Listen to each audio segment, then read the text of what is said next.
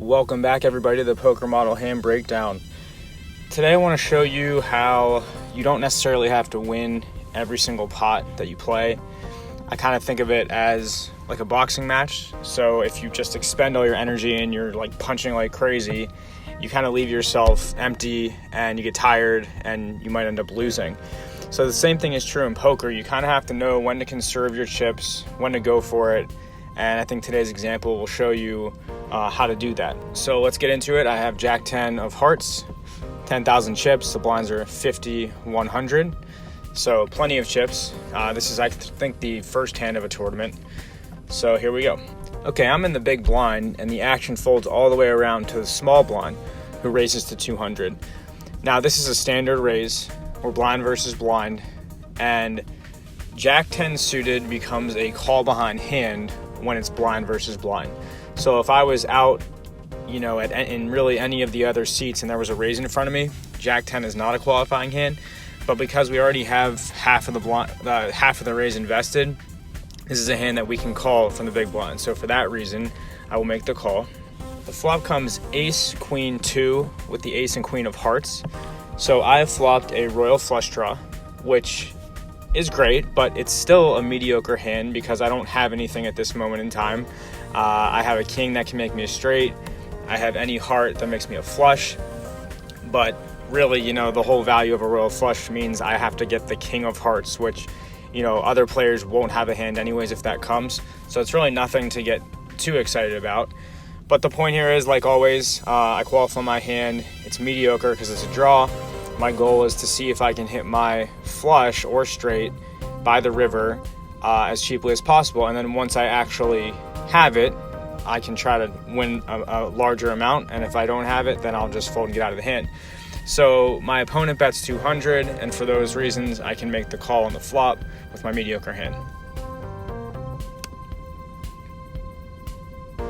Okay, the turn is the 4 of diamonds, which doesn't help me at all, and my opponent bets 400 again.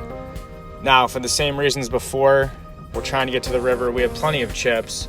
We're not even close to approaching the 20 big blind threshold. So I make another simple call on the turn for the same reasons that I made a call on the flop.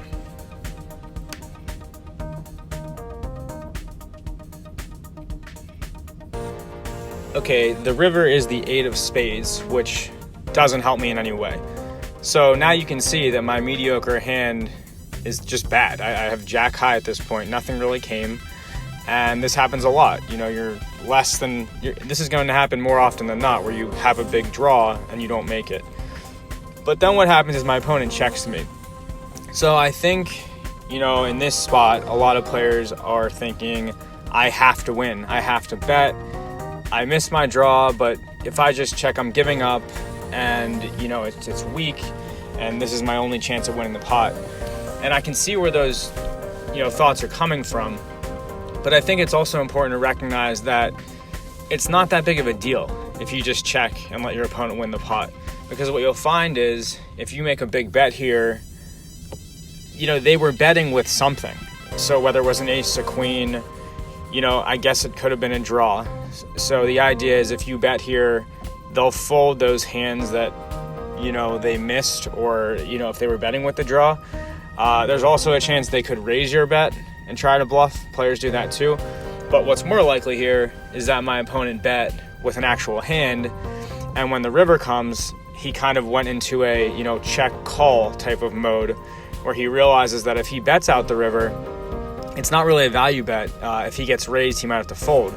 But if he checks the river, now he can call really any bet that I make that's, not ridiculously large. So anything that's kind of pot size or less. So, a lot of players here are going to make a big bet to try to steal the pot.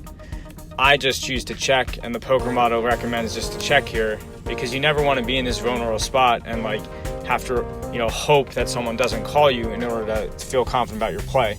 So I make a check, and he has a queen, and, more likely than not, he's calling my river bet with that queen, and I'm losing more chips if I try to bluff.